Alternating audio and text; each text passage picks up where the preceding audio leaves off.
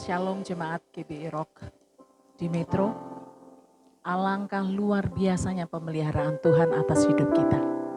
Kita bertemu lagi, walau tidak bersua muka dengan muka, tetapi kerinduan satu dengan yang lain boleh terlengkapi dalam ibadah dengan cara ini. Mari siapkan hatimu, mari siapkan suaramu. Mari bersama-sama memuji Allah yang hebat, memuji Allah yang ajaib, yang pemeliharaannya tidak pernah terputus. Allah yang dahsyat, yang menaungi kita dengan kasih sayang yang tidak terkira. Kepada Allah yang hebat, biar kita naikkan hati kita memuji dan menyembah Dia. Karena yang Dia lakukan selalu yang terbaik, selalu yang terbaik. Dia Allah yang hebat, Dia layak mendapatkan pujian, penghormatan, bahkan pemujaan kita lebih dari apapun. Terpujilah Tuhan, Allah semesta alam yang memelihara kita dengan luar biasa. Haleluya, haleluya, haleluya.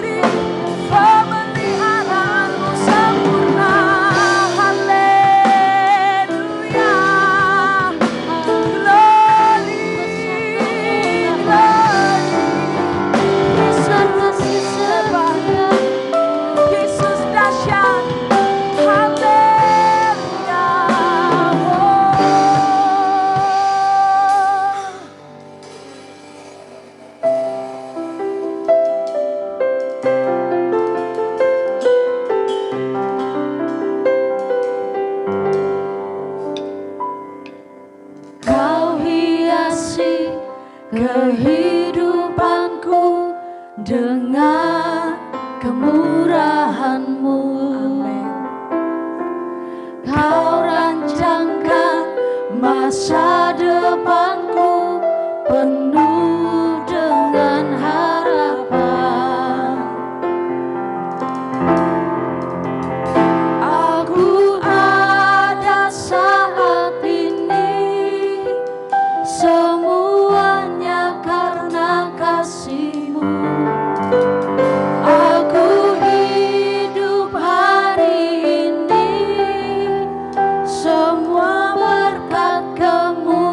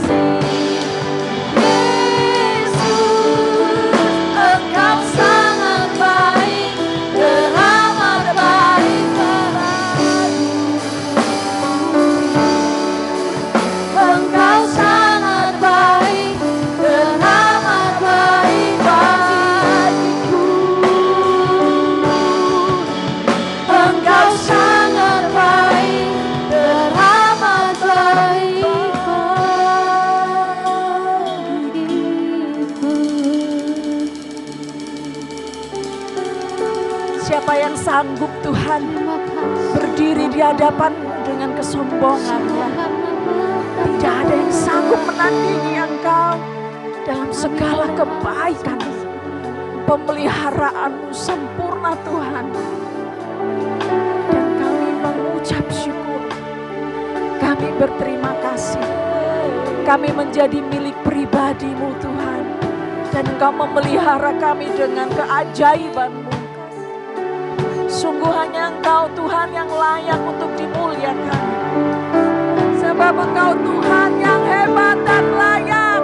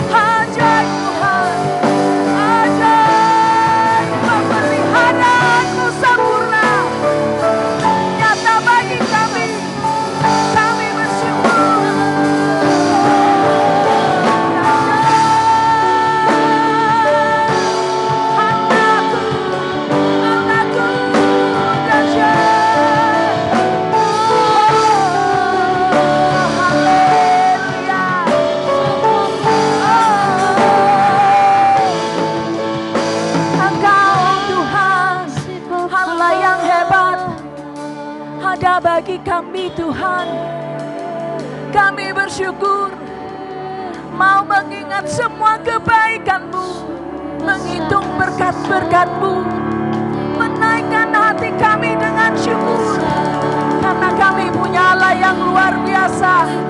Haleluya, haleluya. Glory, glory, glory. Haleluya. Ajaib, ajaib. Kami punya Allah yang ajaib. Yesus Kristus Tuhan. Haleluya. Haleluya.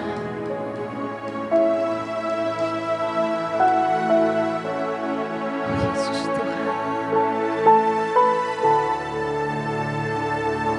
Semua kebaikan-Mu membuat kami berdiri dan berkata, kami hanya mau mengikuti Yesus. Kami mau mengikut Engkau saja Tuhan. Sebab nyata di hidup kami, Engkau Allah yang hidup. Engkau Allah yang bergerak di dalam kehidupan kami.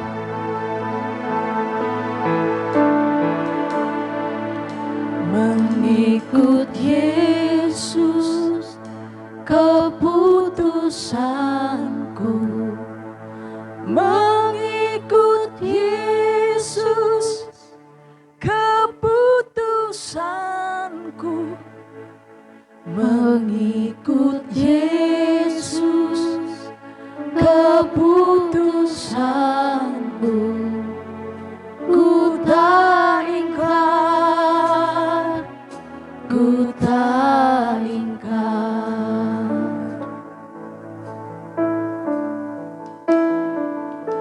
Ku tetap ikut Walau sendiri, ku tetap ikut. Walau sendiri, ku tetap ikut. walau sendiri. Ku tak ingkar, ku tak ingkar. Salib di depan,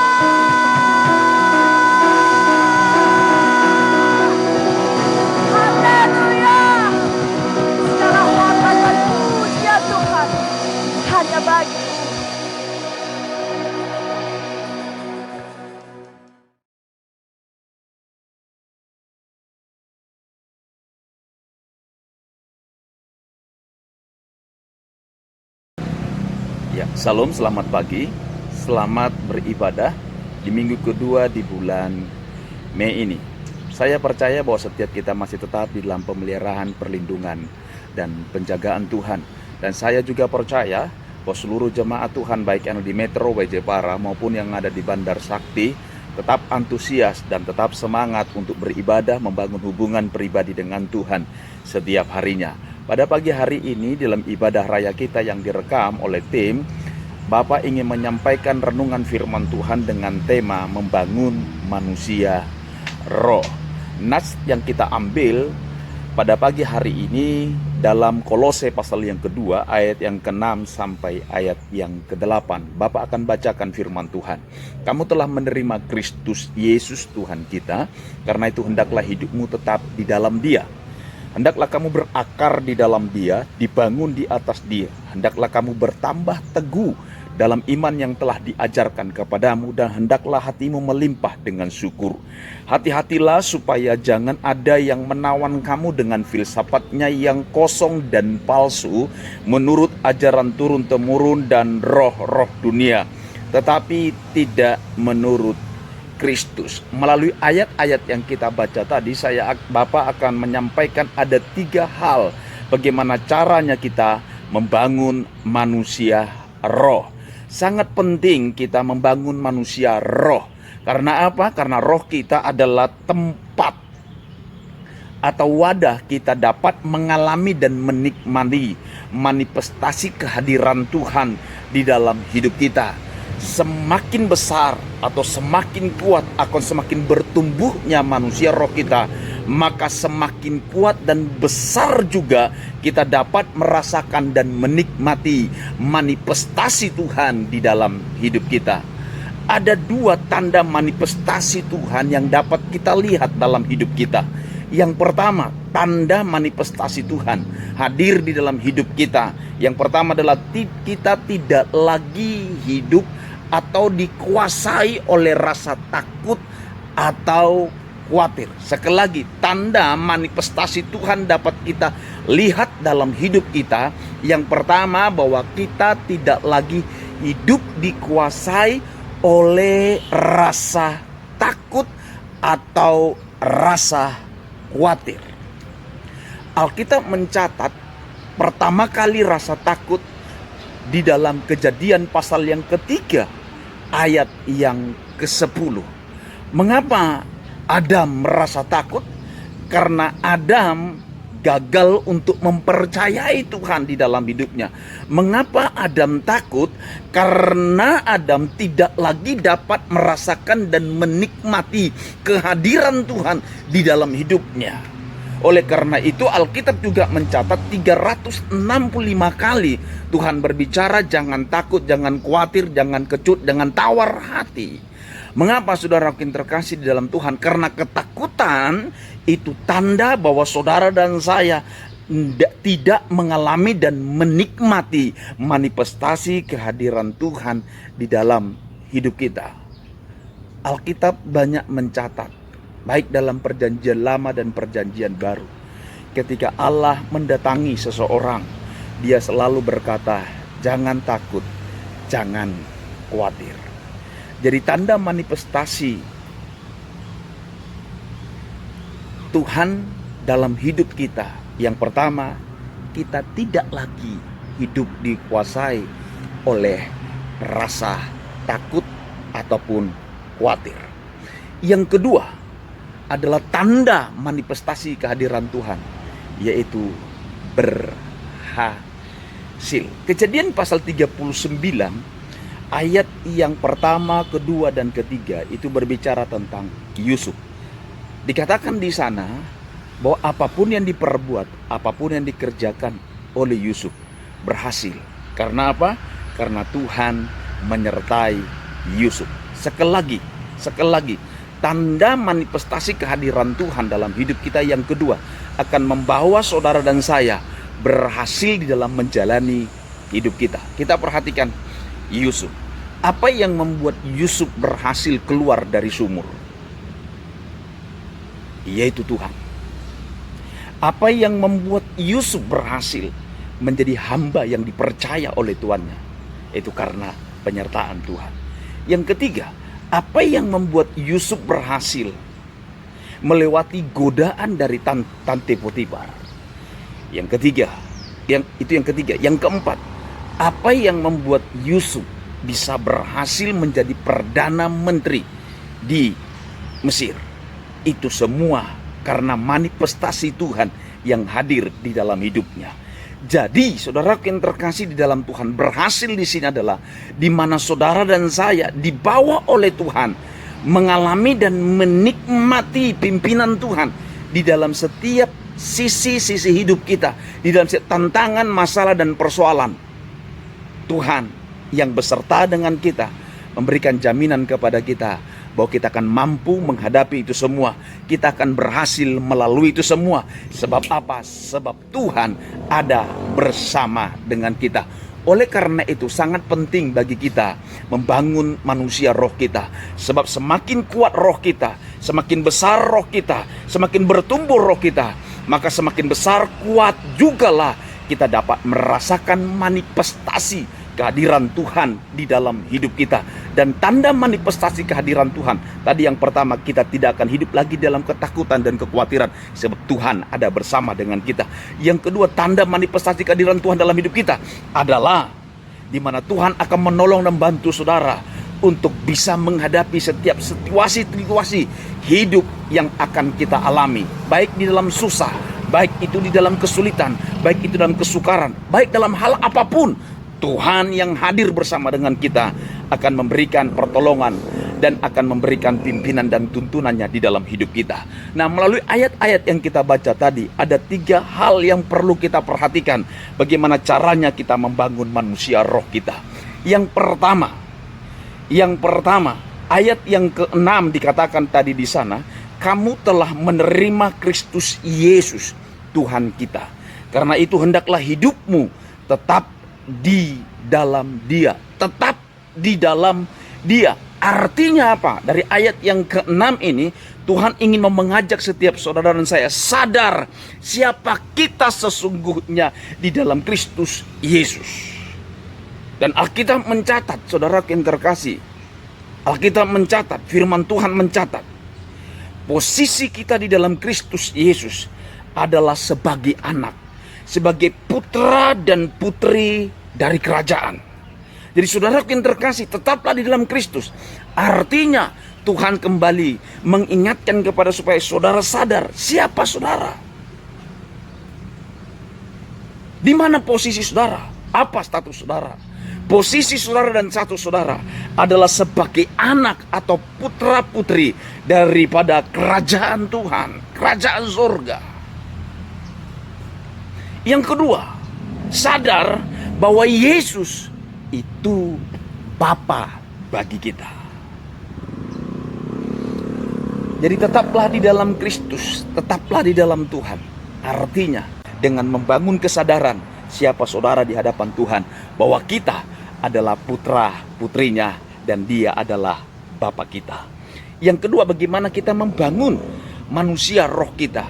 Ayat yang ke-7 berkata demikian, hendaklah kamu berakar di dalam Dia, dibangun di atas Dia. Hendaklah kamu bertambah teguh dalam iman yang telah diajarkan kepadamu, dan hendaklah hatimu melimpah dengan syukur. Saudara yang terkasih, dikatakan hendaklah engkau dibangun di atas Dia, berakar di dalam Dia, dan hendaklah hatimu melimpah dan syukur kepada Tuhan.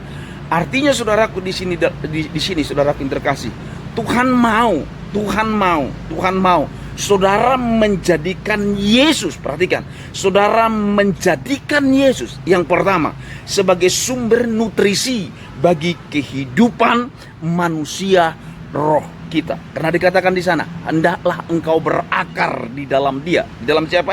Di dalam Dia. Artinya di sini Tuhan mau menjadikan bahwa Yesus, firman Tuhan ingin kita supaya saudara dan saya menjadikan Yesus sebagai sumber nutrisi buat manusia roh saudara dan saya semakin berakar kuat di dalam Tuhan. Yang kedua, hendaklah saudara dibangun di dalam Dia.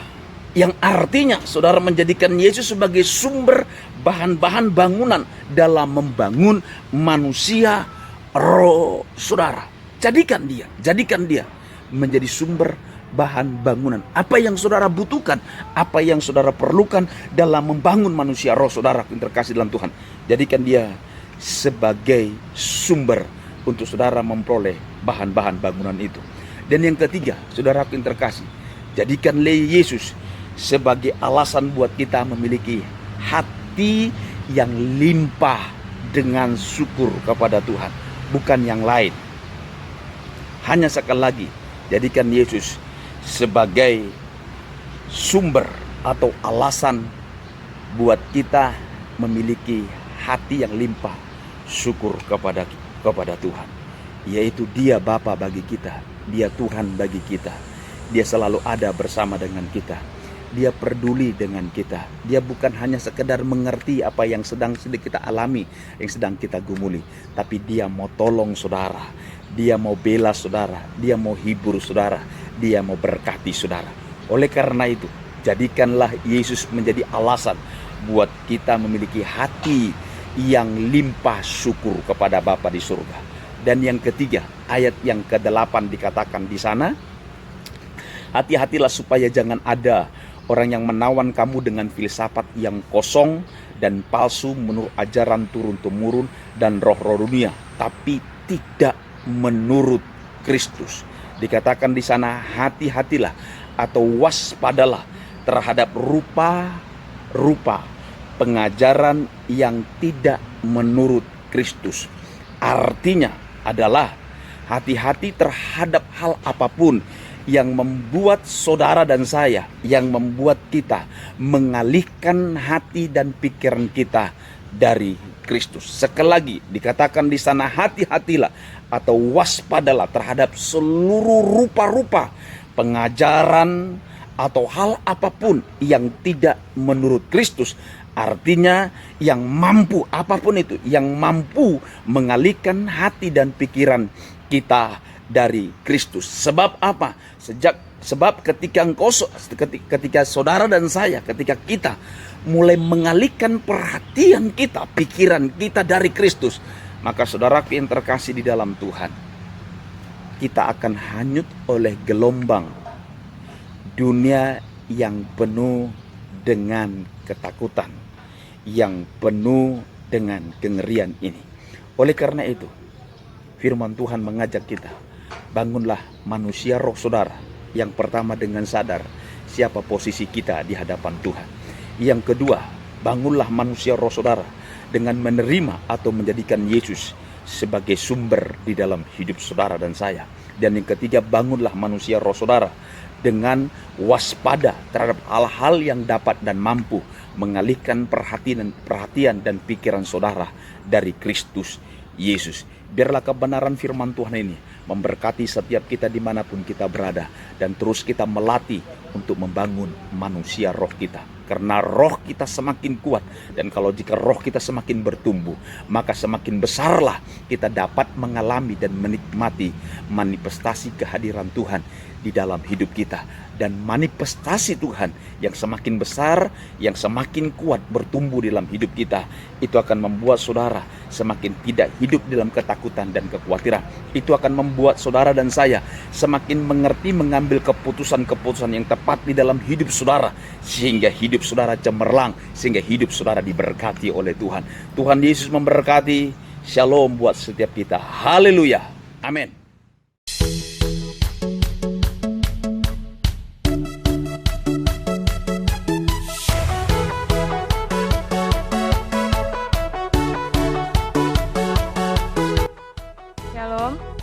Bertemu lagi dengan saya Susan. Saya akan membacakan warta gereja untuk minggu depan.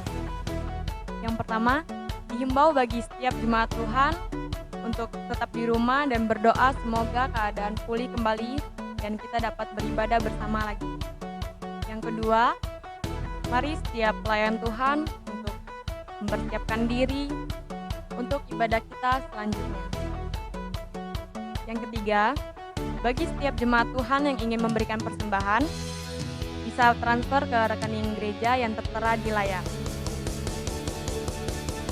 Demikian Warta Gereja, tetap jaga kesehatan, sayangi diri Anda, sayangi keluarga, tetap di rumah, Tuhan Yesus memberkati. Sampai jumpa.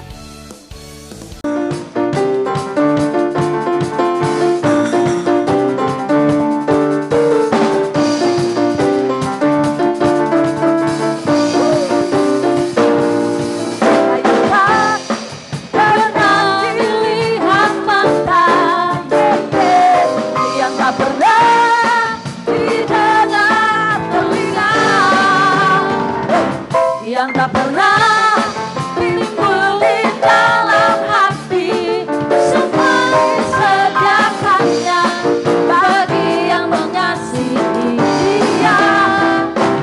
Allah sanggup melakukan segala perkara, dulu sekarang dan selamanya, kuasanya tidak berkurang. Allah sanggup melakukan segala perkara, dulu sekarang dan selamanya, kuasanya tak berubah. Oh, oh, oh,